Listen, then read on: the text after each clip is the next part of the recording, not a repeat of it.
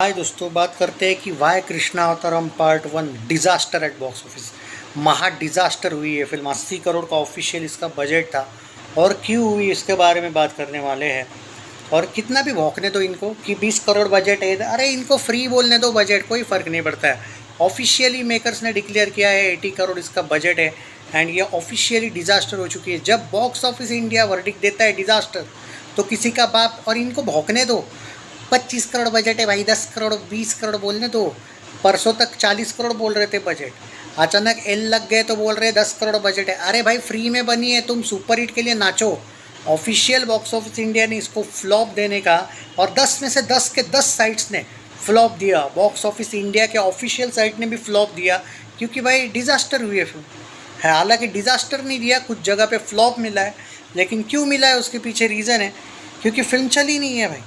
OTT verdict, OTT पे इतने में राइड बिके उतने, वो फ़र्क ही नहीं पड़ता है। फिर तो उस लॉजिक से रनवे 34 अजय देवगन की वो भी ब्लॉकबस्टर है। फिर बड़े मियाँ छोटे मियाँ अक्षय कुमार की वो भी ब्लॉकबस्टर है फिर भाई, क्योंकि वो भी फिल्म OTT पे तो रिलीज़ हुई ही थी बाद में। ज़ीरो मूवी शाहरुख खान की वो भी ब्लॉकबस्टर है इस लॉजिक से, वो कुछ फ़र्क नहीं पड़ता है। थिएटरिकल वर्डिक क्यों फ्लॉप आया उसके बारे में हम बात करने वाले हैं, क्योंकि दोस्तों जिस लेवल पे इस फिल्म में जो चीज़ें छेड़ी गई है, इसके फ़िलॉसॉफ़ी पे मैं आई थिंक मैंने सोचा है कि एक स्पेशल वीडियो इसके फ़िलॉसॉफ़ी पे लाऊंगा या फिर लाइव सेशन लाऊंगा। और ये फिल्म डिज़र्व करती थी डिज़ास्टर होना। समझ की यहाँ पे लॉजिक ही नहीं है। कि बात ये है कि फ्लॉप क्यों हुई। उसके बाद ये है कि भाई लोग मैच्योर है, लोग कुछ भी ऐसे ही नहीं दिखेंगे कि भाई चलो डिवोशनल फिल्म बनाइए देख लेंगे। लोग डायरेक्टर की भी औकात देखते हैं, डायरेक्टर की रियलिटी पता है लोगों को, किस लेवल का वामपंथी डायरेक्टर है ये।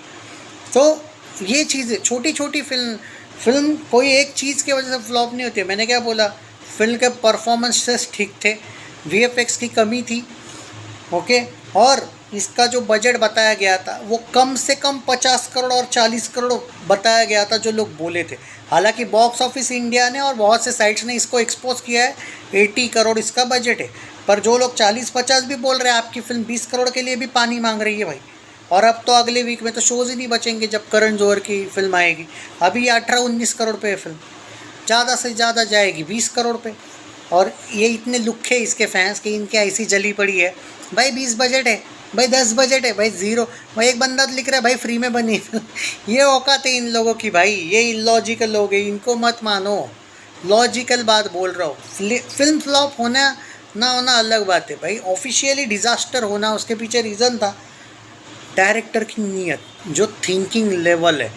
जस्ट बिकॉज के भगवान का नाम लेके आप किस लेवल पे गिर सकते हो, किस लेवल पे आप स्टोरी दिखा सकते हो, द फिलॉसॉफी मेन थिंग। इसमें इन लोगों ने क्या काम किया है, कैसा बाकी ओवरऑल दिखाया गया है वो नहीं है। गांव के सीन्स वगैरह ठीक ठाक दिखाया गया।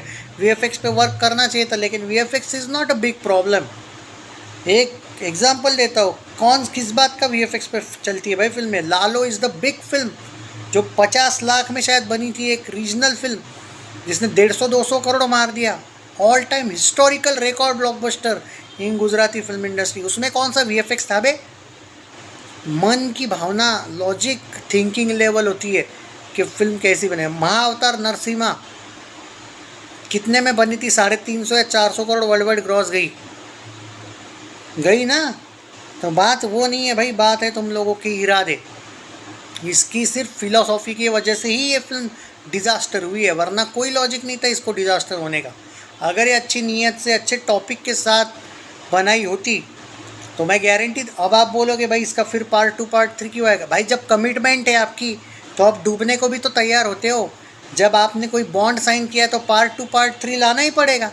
एक एग्जांपल देता हूँ, यमला पगला दीवाना पता है सनी देओल की सेकंड पार्ट, पहला पार्ट नहीं बोल रहा हूँ, पहला चल गया था।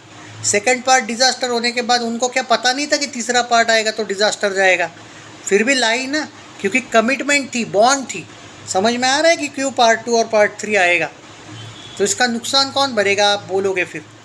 भाई देखो, मेकर जो होते हैं, इनके जो प्रोडक्शन वाले होते हैं, देखो कोई भी प्रोडक्शन वाला इतना गरीब नहीं होता है कि उसकी 2-3 फिल्में। अब YRF ने लगातार 15 फिल्में डिज़ास्टर दी थी, तो क्या वो सड़क पे आ गए? नहीं भाई, कोई भी मेकर इतना सेफ होता है, वो सड़क पे नहीं आता है। ये फिल्में OTT पे जब बिक जाएगी, नो डाउट एट ऑल हो जाएगा इनका, लेकिन थिएटरिकल वर्डिक्ट इनका चेंज नहीं होगा। थिएटरिकल वर्डिक्ट में और OTT वर्डिक्ट में और प्रॉफिट लॉस में फ़र्क होता है। So theatrical verdict wise it will be a flop at box office. It will क्या, it is a flop at box office, already verdict आ गया।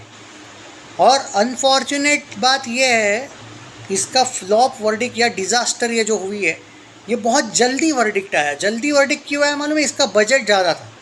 अगर इसका बजट कम होता तो इसका वेट करते ये लोग कि नहीं धीरे धीरे अपना बजट कर लेगी क्रॉस, नहीं किया, तुरंत दे दिया। क्यों?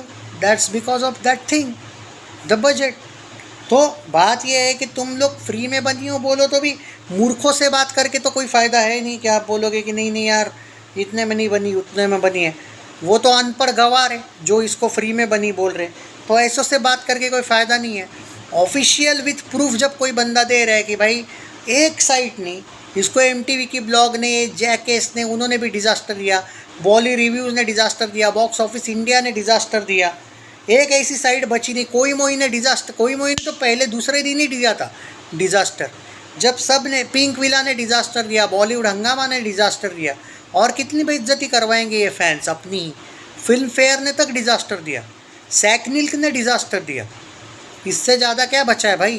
बी फिल्म ने डिज़ास्टर दिया, 9-10 साइट्स आपको डिज़ास्टर दिए रही। ऑफिशियल बॉक्स ऑफिस इंडिया का स्क्रीनशॉट दिया है मैंने आपको कि डिज़ास्टर दिया।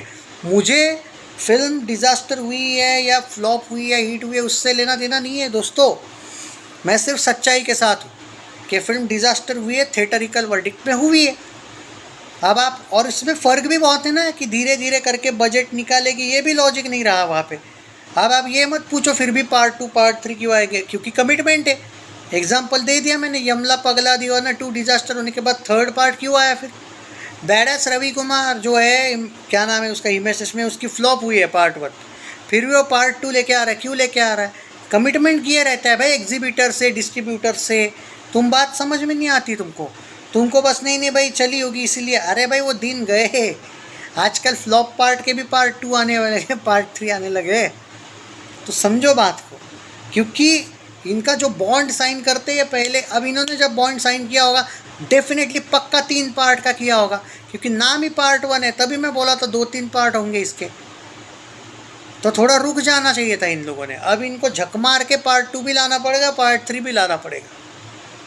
और शायद हो सकता है कि आगे चल के पार्ट 2 पार्ट 3 ना आए का भी आपको अपडेट आ जाएगा, क्योंकि फिल्म इतनी बुरे लॉस में गई है कि पार्ट 2 पार्ट 3 ये लोग OTT पे भी रिकवरी करके भी शायद पार्ट 2 पार्ट 3 के इनके पास, अगर पैसों का इनको तंगी हो तो शायद पैसों के लिए आए ही ना ये फिल्म। पर देखते हैं। पर OTT पे रिकवरी कर लेना या इसमें रिकवरी कर लेने में लेना देना नहीं है। थिएटरिकल वर्डिक्ट अलग होता है, OTT वर्डिक्ट अलग होता है। जिसने कितना प्रॉफिट लॉस कमाया रेशियो वो अलग होता है, पर वर्डिक्ट फ्लॉप ही रहेगा, क्योंकि थिएटरिकल वर्डिक्ट इसको बॉक्स ऑफिस इंडिया ने डिज़ास्टर दिया है। Take care.